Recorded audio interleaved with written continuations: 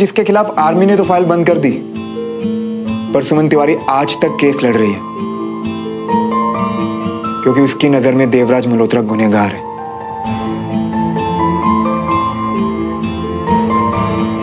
तो तुम्हें अब भी लगता है कि हमें दोस्त होना ही था?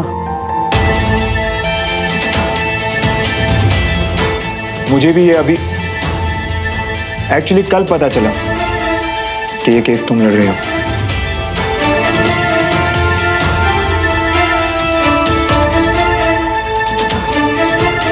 तो मैं चलता हूं। रुको कैप्टन, प्लीज सर, बैठो प्लीज।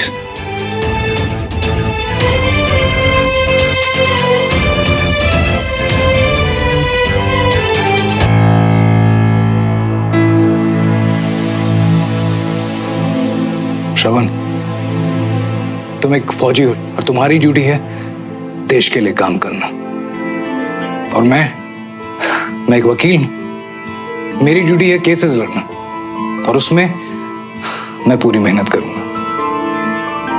अब ये केस किसके खिलाफ है, जैसे तुम्हें फर्क नहीं पड़ता ना श्रवण, वैसे ही मुझे भी फर्क नहीं पड़ता।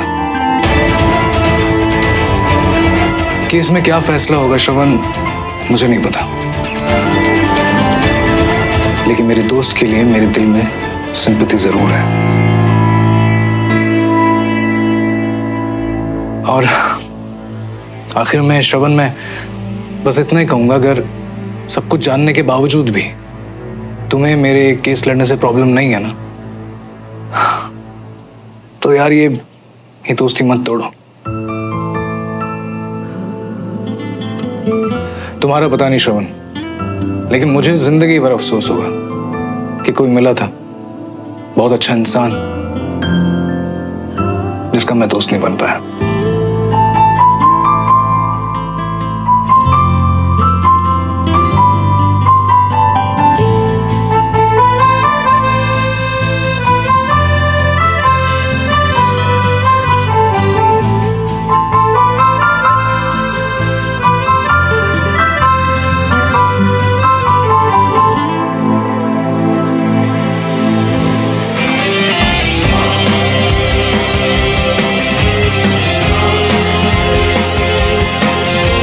फौजी और इतना बड़ा दिल हो तो पीछे हटेगा ही नहीं, पता था मुझे।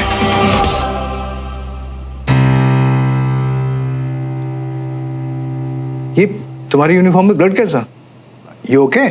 मैं बिल्कुल ठीक हूं, बस पुराना घाव है जो भर रहा है। तो कल के लिए बेस्ट ऑफ लक। पता है, मेरी नजरों से देखूं ना तो मैं हारूं या जीतूं, दोनों में खुशी मिलेगी मुझे। देखो, या तो मैं केस जीत जाऊंगा या फिर मेरे दोस्त के फादर के सर से एक बोझ हट जाएगा।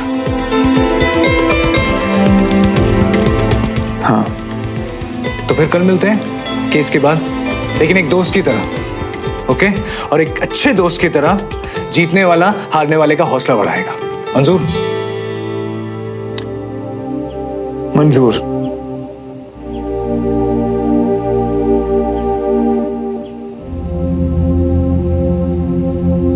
तो मैं चलता हूं। ओके।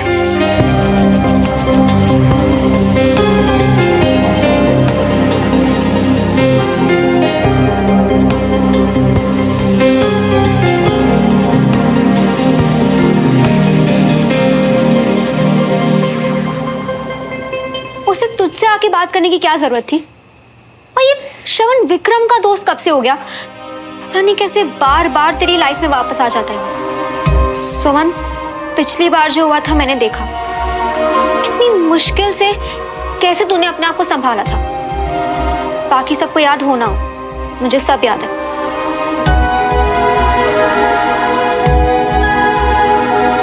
सुमन, अब तू एक नई लाइफ, एक हैप्पी लाइफ की तरफ बढ़ रही है, और इस बार अगर वो बीच में आया ना तो आई स्वेयर मैं उसे नहीं छोड़ूंगी। कंचा, एक बात तो मैं श्रवण के बारे में जानती हूँ, अगर वो गलत भी बोलेगा ना तो मुंह पे बोलेगा, पीठ पीछे नहीं बोलेगा।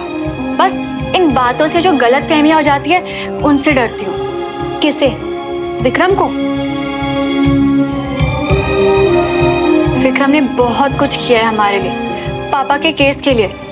श्रवण ने कहा तो है कि वो दूरी रखेगा विक्रम से, पर तो सही कह रही है। अब अच्छा यही होगा कि वो ना हमसे और ना हमारे आसपास के करीबी लोगों से कोई रिश्ता रखे।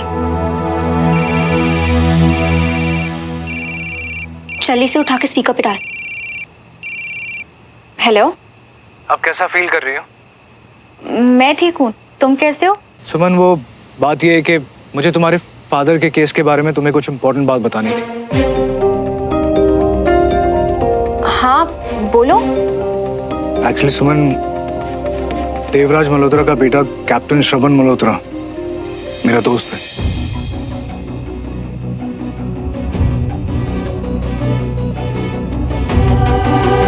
और वो आज मेरे ऑफिस आया था। इनफैक्ट उसी ने मुझे ये बात बताई। सुमन, तुम मेरी क्लाइंट हो, इसलिए मेरा फर्ज है कि मैं तुम्हें ये बात बताऊं। पता है, सच कहूं सुमन, मैंने ना वैसा इंसान देखा ही नहीं जिंदगी में। तुम यकीन नहीं करोगे, पता है जब उसे पता चला कि मैं ये केस उसके फादर के अगेंस्ट लड़ रहा हूँ, तो मुझसे दोस्ती तोड़ना चाहता था ताकि हम में कोई प्रॉब्लम ना हो।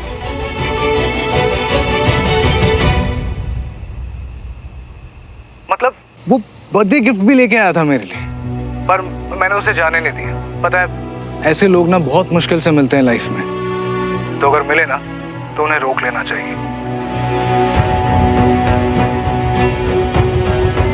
और अब तो मेरी और श्रवण की दोस्ती ना और भी गहरी हो गई है, और मैं चाहूंगा कि तुम भी मिलो उससे।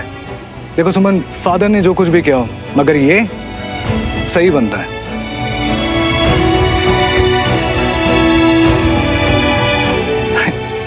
मैं तब से बोले जा रहा हूँ, तुम बिल्कुल चुप हो। मेरी कोई बात बुरी लगी क्या? देखो सुमन, तुम एक बार इससे मिलोगी ना तो तुम्हें सब समझ में आ जाएगा कि मैं क्या कहना चाह रहा हूँ। देखते हैं। थैंक्स मुझे इन्फॉर्म करने के लिए। वैसे भी कल तो केस का फैसला आ ही जाएगा, तो मुझे फर्क नहीं पड़ता। पता है सुमन, मुझे तुम्हारी यही बात सबसे अच्छी लगती है कि तुम हमेशा दूसरे का नजरिया समझने की कोशिश करती हो। थैंक यू सो मच यार। ऑलराइट देन, कल मिलते हैं। Okay, bye. बाय। वैसे तू विक्रम को श्रवण के बारे में सब कुछ बता क्यों नहीं देती? विक्रम ने मुझसे खुद कहा है कंचा कि उसे कोई इंटरेस्ट नहीं है मेरे पास के बारे में कुछ भी जानने के लिए, और ना ही मुझे बताने में कोई इंटरेस्ट है। इनफैक्ट मैं खुद अपने पास को बुलाना चाहती हूँ, क्योंकि अब वो मेरे लिए मायने ही नहीं रखता। मेरा पूरा अटेंशन इस वक्त कल के केस के फैसले पर है। एक बात पूछो सुमन, कहीं ऐसा तो नहीं है कि उसे देखकर सारी पुरानी फीलिंग्स फिर से जाग गई है? क्योंकि ये तो कुछ भी बोलती है ना कंचा, तुझे पहले भी बोला है, श्रवण का चैप्टर अब मेरी लाइफ से कंप्लीटली ओवर है। तो वो क्या करता है क्या नहीं करता, इससे मुझे कोई फर्क नहीं पड़ता। और अगर विक्रम और श्रवण फ्रेंड्स भी रहना चाहते हैं, देन अगेन मुझे उससे भी कोई फर्क नहीं पड़ता।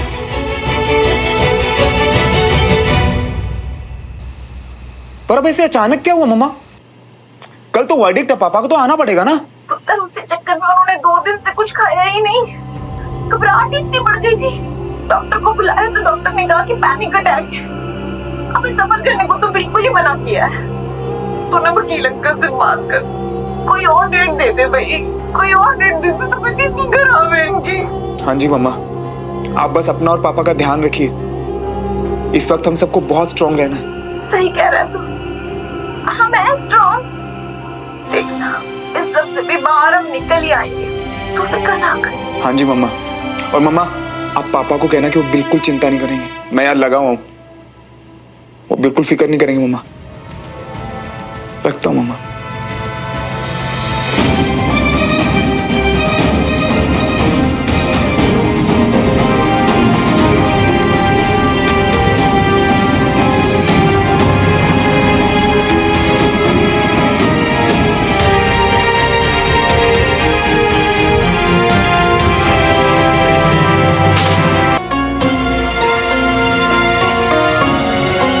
आज आपको इंसाफ मिलेगा पापा, आई प्रॉमिस। और फिर मुझे श्रवण का चेहरा कभी नहीं देखना पड़ेगा।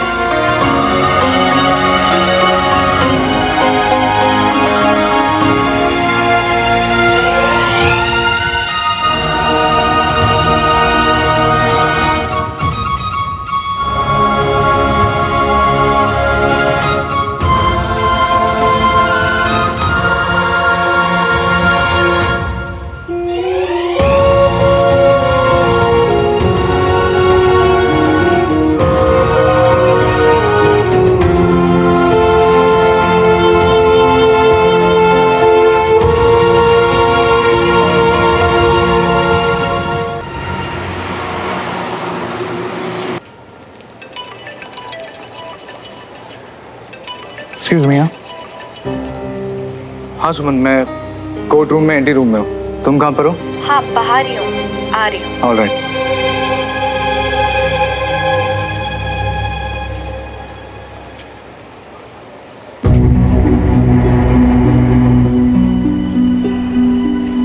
कोई प्रॉब्लम? वो क्या है सुमन, ये मिस्टर देवराज मल्होत्रा की तबीयत अचानक खराब हो गई है। Panic attacks. ये उनके लॉयर हैं, तो ये एप्लीकेशन डालने जा रहे हैं कि केस की हियरिंग की डेट अगले महीने के लिए टल सके।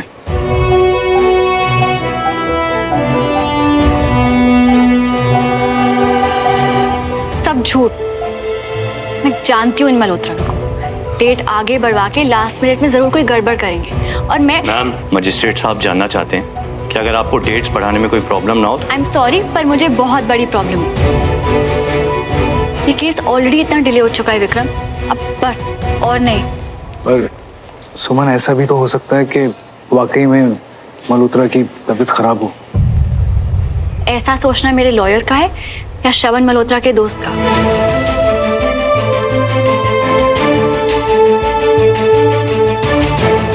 प्लीज सुमन, मुझे तुम गलत मत समझो। ओके ठीक है, मैं पूरी कोशिश करता हूँ कि केस का फैसला आज ही आए।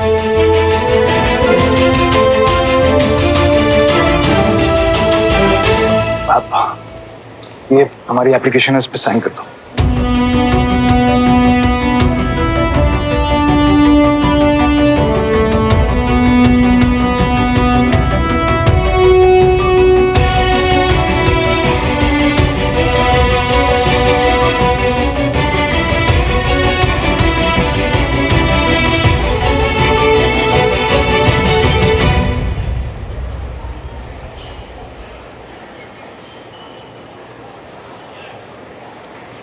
सुमन,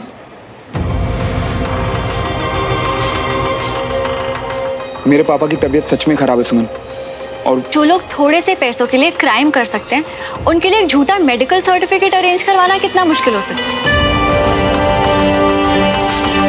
तुम्हें इतना भी भरोसा होता ना तो हम दोनों यहाँ नहीं होते।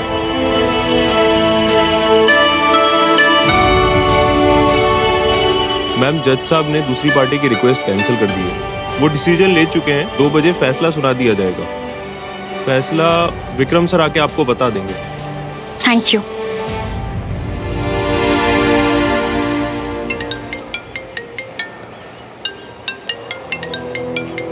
हाँ पापा। बेटा, पुलिस नीचे खड़ी है, बोल रही है फैसला आज ही होगा, उसके अकॉर्डिंग एक्शन लेंगे। बेटा, कहीं मुझे जेल। नहीं पापा, आप मेरी बात सुनिए। आप ना बिल्कुल टेंशन नहीं लेंगे। ईमानदारी की सजा कोई नहीं दे सकता आपको।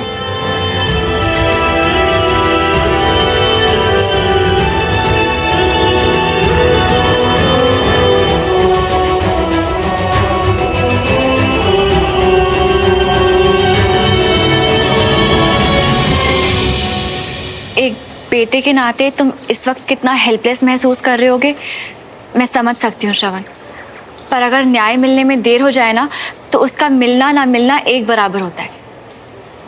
और इस केस में तो ऑलरेडी न्याय की बात तो तुम मत ही करो सुमन, क्योंकि न्याय के लिए लड़ने और ईगो के लिए लड़ने में फर्क होता है। और ये फर्क तुम्हें तब समझ आएगा ना, जब तुम अपने गिरेबान में झांक कर देखोगी।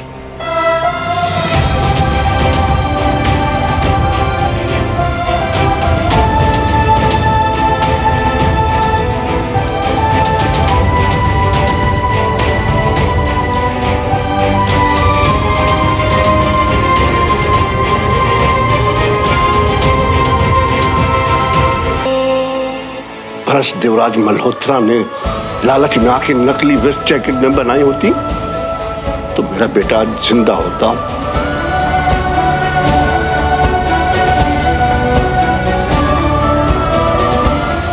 मुझे भी लगता है कि तुम्हारे पापा देशद्रोही। अब से मैं तुमसे कोई मतलब नहीं रखना चाहता। अब जाओ यहाँ से, अभी के अभी।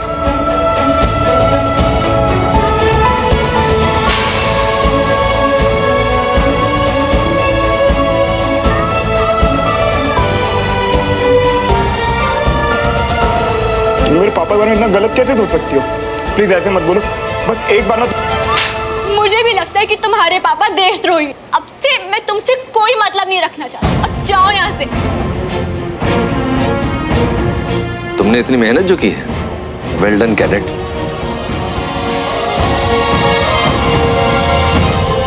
श्रवण, तुमने जिस तरह से क्लास में परफॉर्म किया है, मैं उससे सिर्फ खुश नहीं हूँ, बहुत इम्प्रेस्ड हूँ। लेकिन मैं चाहता था कि ग्रुप स्टडी के बेस्ट मेल और फीमेल कैडेट को मैं खुद कांग्रेचुलेट करूँ।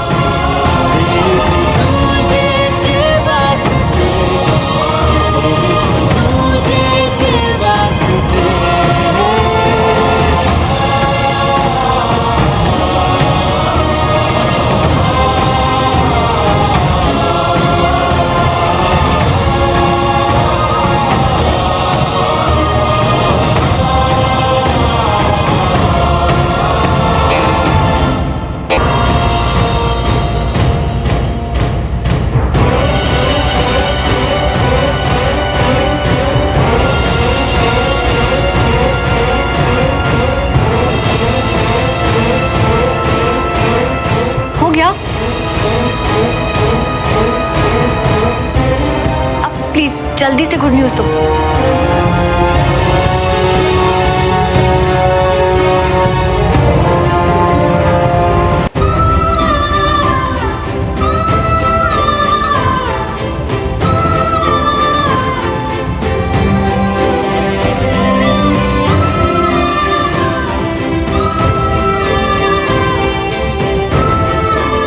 बुलेट प्रूफ वेस्ट केस में खराब माल यूज करने के लिए 2 लोगों को गिल्टी पाए गए, संजय खन्ना और विशाल गुप्ता। ये दोनों मिस्टर मल्होत्रा के अंडर काम करते थे, लेकिन खुद मिस्टर देवराज मल्होत्रा निर्दोष हैं।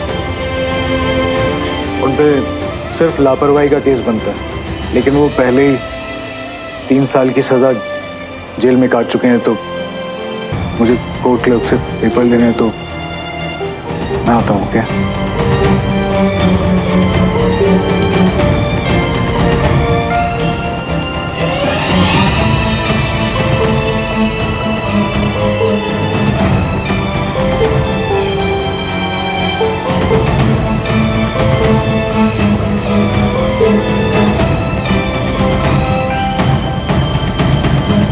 एक बेटी होने के नाते जितना हेल्पलेस तुम फील कर रही हो ना,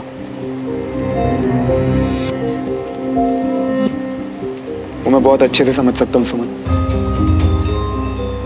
और बिल्कुल सही कहा था तुमने कि अगर न्याय मिलने में देर हो तो उसका मिलना ना मिलना सब एक बराबर तो है।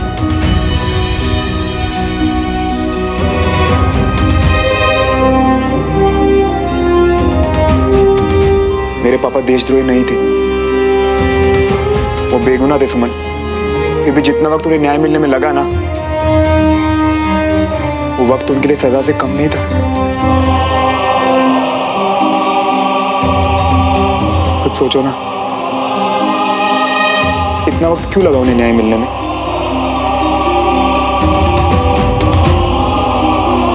और सुमन, कर्नल विजय तिवारी मेरे टीचर थे। मेरे दिल में उनके लिए वही जगह थी जो मेरे अपने पापा के लिए। उनके जाने का जितना दुख मुझे उस दिन था, रहेगा।